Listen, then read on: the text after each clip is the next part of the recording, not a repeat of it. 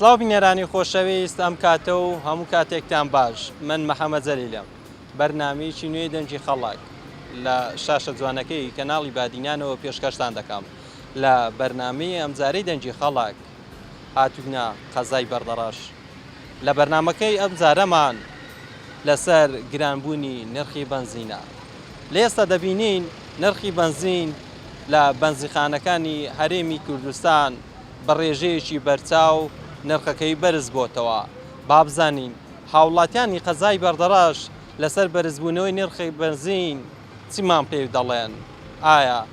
ئەوان لە نرخی بنزین لە ئێستادا ڕازین فەرموون بینەری ئەم بەرنامەیە بن.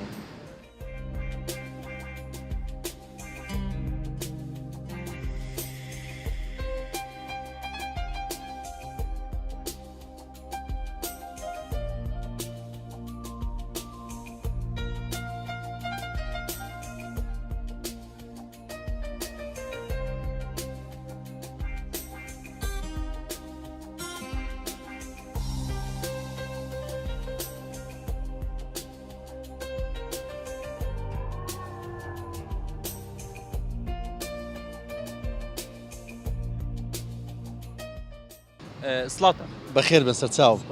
بەرزبوونەوەی نرخی بنزین کاریگەری کردوتە سەر ژیانی هاوڵات هاوڵاتی ئێمە بەردەڕەش زۆربەی هەمووی بە مواصلاتی بووتە سیارەی شخصی خۆی لە گوند و لە دێهاتەکان دێ بۆ ناو شار بە سیارەی خۆی دێ کاتی کە معاش نەبوو پارەی نییە کە پارە شێو بنزین گرانە معنی هەردوو لێ وای لێ کردێ کەوا نێتە بازاڕی نێ ئەشای نەکڕیتن ئێمە داوا دەکەین بەڕاستیانی حکوومەت بنزینەکەی دابەزێنێ ئەمە بەخشێقا زۆر لەمە نێزیکار چارێک لەمە دوورە بنزین لێ بە 450 دیناریە لۆ لێرە بە 725 یانێ شتەکە بەڕاستی زۆر فەرقا دوو قاتە ئەگەر هاتو لێرە بنزینە حکوومەت بینتە خوارێ بازاری مەش دەبی بەڕاستی ئێستا بازار زۆر خراپە داوا دەکەن حکوومەتی هەرێم بەڕاستی شتێکمان دەگەر بکاتن کرێیەکانمان گرانە بنزین نییە خەڵک ناتە بازاری ئەرێمە چ بکە و خەڵکە چ بکە ینی مەش مەوسمە بەڕاستی ئێستا ژیانەکە ڕاوستەیە زۆر قرس بووە زۆر باوڕکە ئێستا من لە جێژنەی ڕەمەزان و تا ئێستا بەخوای کرێەکەم دەرنەیناوە بەخوای پارێ لە چ خۆم دەدەم کرێم پێ دەرناتوە لەبەرەوەی ئێمە مەوسومانە مەوسمی جێژنی ڕەمەزان مەوسمی جێژنەی قوربان مەوسمی بابرێن مەکتەب ئەوانە مەکتەب هەردمە ئەو ساڵ هیچ استفادەمان نەکرد نەورۆزەکەش استفادەمان نەکرد جێژنەی ڕەمەزانیشمان کردووە ئەمە 11 مانجی بژمێرە باوەڕ کە زەرەر لەسەر خۆمان زەرەر ئێستاکە بەس کرێەکەمان هەتا ئەو مانگەی بەخۆی تا ئێستاکە کرێم دەرنەینایە ئینتیزار دەکەم کەوا حکوومەت هەرێم ئەو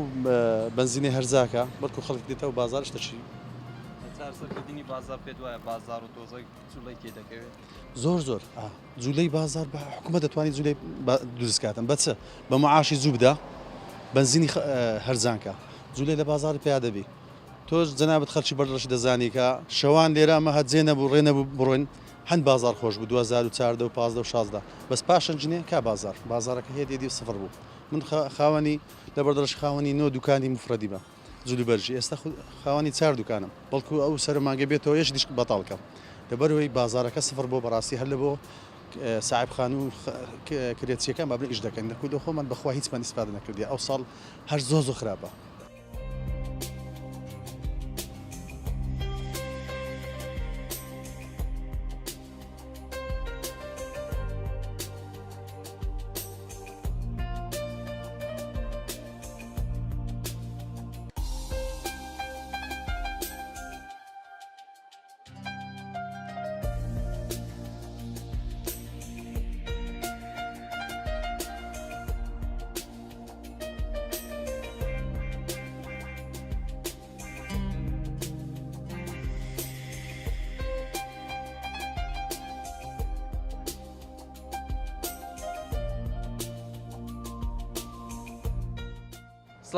سڵاو لە ئێوەش بێت زۆر بەخێر بەسەر چاو بەرزبوونەوەی نرخی بەرزین چ کاریگەری کردوتە سەر ژیانتان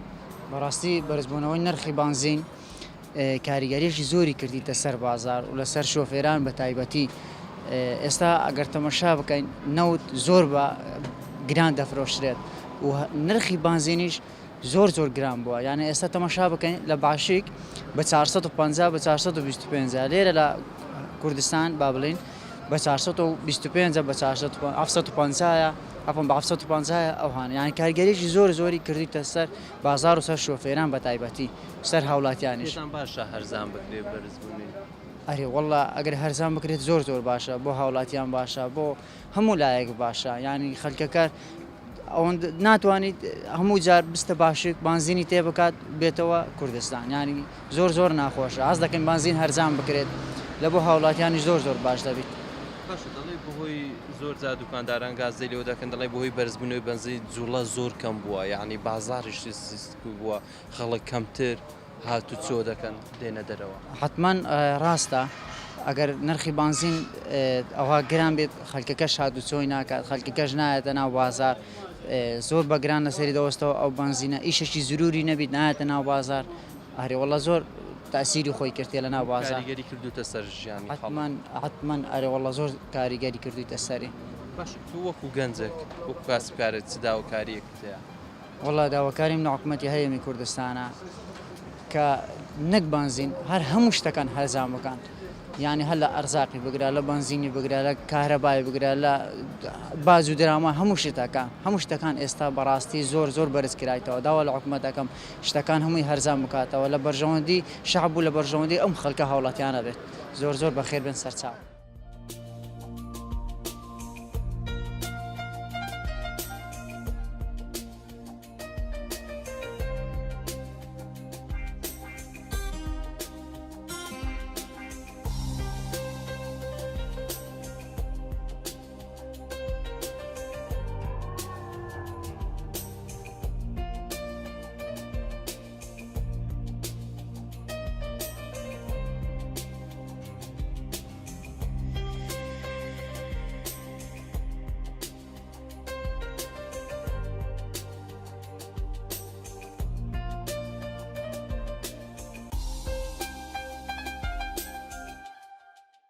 سلااوان گەلک مەمنون ساغبی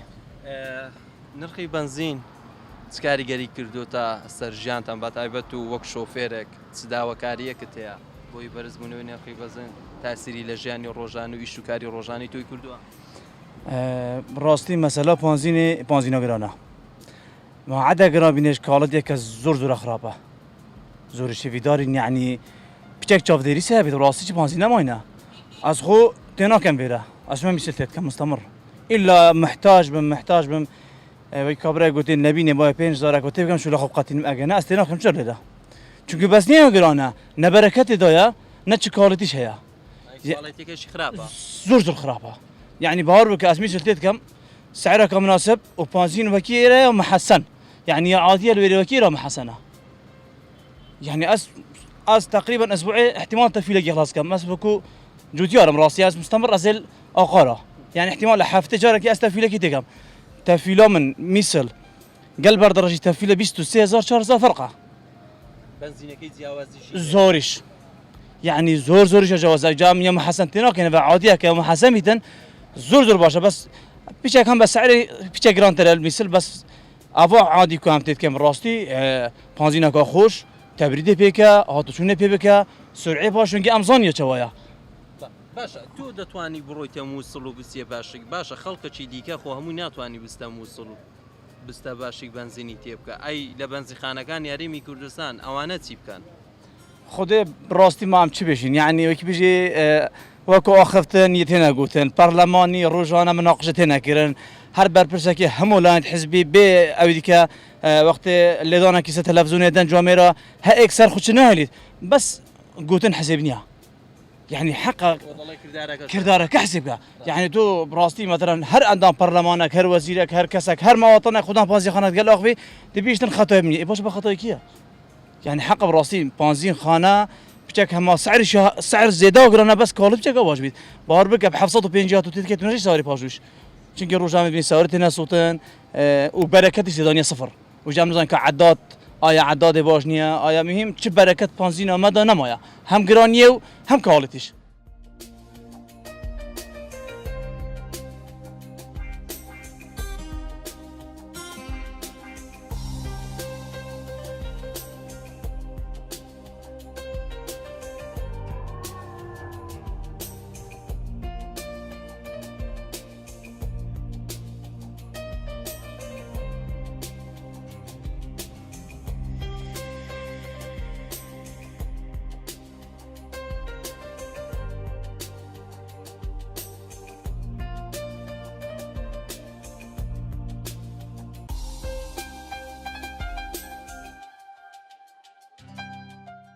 ئێستا نرخی بنزین لە بەنزیخانەکان یاریمی کوردستان بە تایبەت لە بەردەڕەش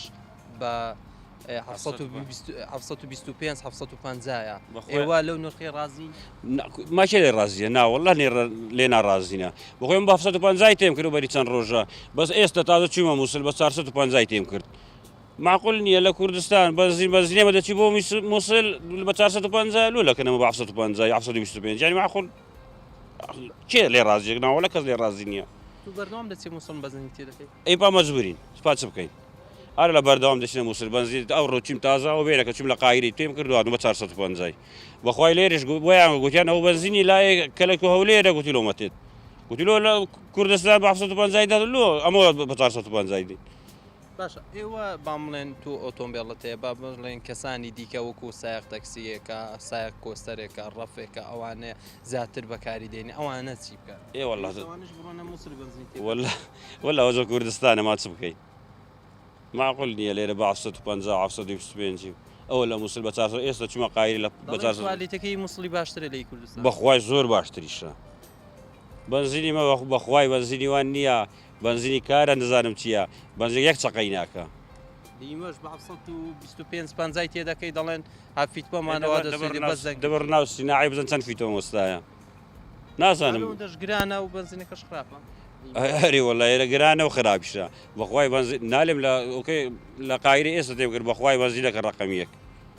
هەلێرش بەمایان گوتیان بەنزینی کارە بۆمان تێت داواکاریتان چێت وەڵا داواکاریمانەوە لە حکوومەتی بەنزینەکەی لۆمان هەرزانکە با بۆ وەچیمە هیچ بەس ئەوە سایق تەکسیەوە چ بکەنوان گرانە بەڕاستی تاسیر لە ژیانی ڕۆژانی خەڵک کردیەوە کە ئەوانی چاوە تاسیر ناکە چەند جارە نەفەریان بە چەند دەبەر ئێستا گرانتریان کردی هەوش دەگەفتە سەفاقیری هەمووی بارگرانی لە سەفاقیری سایق تەکسیش مەجبورە فەقیر وای چ بکات ئەوش دەبی گران کات ئاری وەڵا بەخۆی کەمکە لۆ سەفاقی پشتێ فەقیریە